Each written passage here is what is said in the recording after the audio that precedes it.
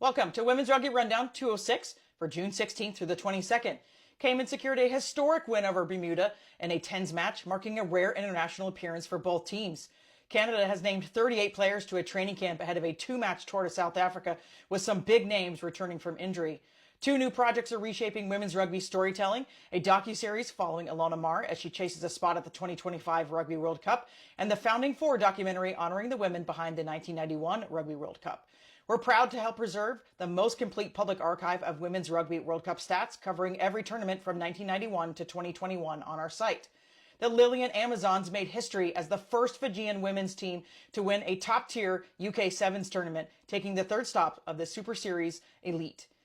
Scottish Rugby is rumored to be stepping up to lead a potential full-time Great Britain's Sevens revival, and all eyes are on the WRR Legacy Cup final this weekend, where Denver and New York will battle for the first title of a new era of professional women's rugby in the United States. I'm Wendy, here to bring you the latest in women's rugby news. This is your Women's Rugby Rundown, and we're about to kick off. We'll start with 15's news. The Cayman Islands celebrated a rare international outing with a thrilling 47-37 win over Bermuda in a 10s match, playing for the first time at the Truman Bowden Sports Complex in front of a packed home crowd. Rugby has a new home in the United States. CBS Sports and Paramount Plus have become the exclusive home of World Rugby, all of the matches in the United States through 2029.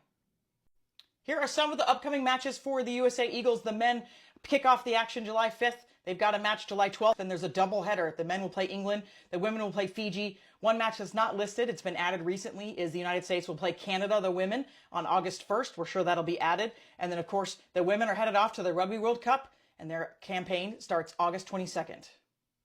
There are 2 massive documentaries on the way for women's rugby. One is from Hello Sunshine, and they are following U.S. rugby star Ilona Maher as she chases a spot at the 2025 Rugby World Cup, balancing life with the Bristol Bears, her global fame, and her growing media brand. The other documentary, and we covered this last week in our video, but we feel it's so important. This is the Founding Four, and it's honoring the women who first created the Women's Rugby World Cup in 1991, capturing their courage, sacrifice, and lasting legacy. It's in post-production and needs our support. We've got the link on our site and also on our social media. We were approached a few weeks ago by a historian who has been tracking all of the Women's Rugby World Cup stats.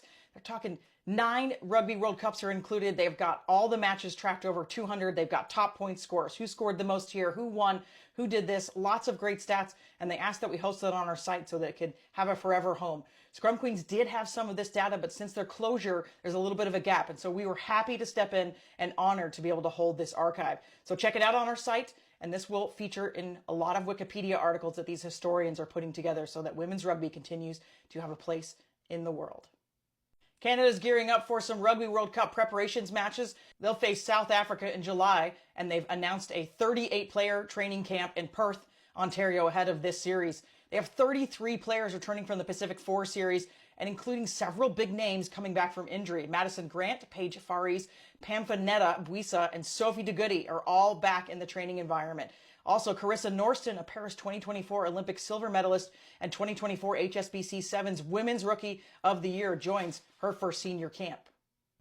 Let's take a look at Sevens news. The Lillian Amazons won the 3rd stop of the Super Series Elite after finishing up as runners-up in the previous legs to Shogun. They've now made history as the first Fijian women's team to win a top-tier UK Sevens tournament.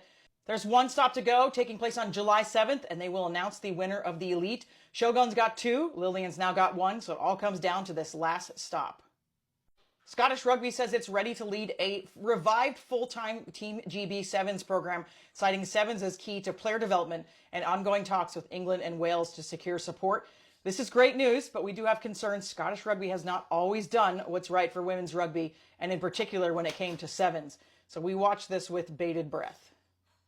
The second and final stop of the 2025 European Sevens Championship Series is this weekend in Hamburg. Great Britain leads, but they're chased by France and Poland. We'll see who takes the title. After 13 weeks of action, the WRR Legacy Cup final is here. It's this Sunday, TCO Stadium at 2 p.m. Central in Eagan, Minnesota. The Denver Onyx will take on the New York Exiles. Let's take a quick look at how these teams got here. Denver finished as the top seed, 9-1 and 46 points. I mean, they just dominated.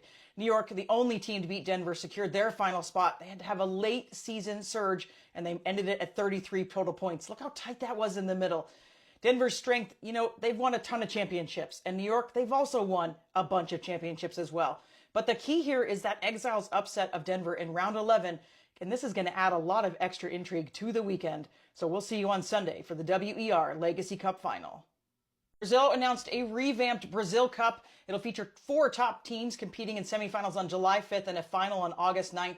It marks a shift from regional teams to club-driven national competition as the sport continues to grow. The matches will be Molina versus St. Joseph and Zekroe versus Plow. That does it for us. Of course, there's more news on our site at yscrugby.com, and you can never miss an episode of Women's Rugby Rundown by supporting us on Spotify, Patreon, YouTube, or any of your favorite social media platforms.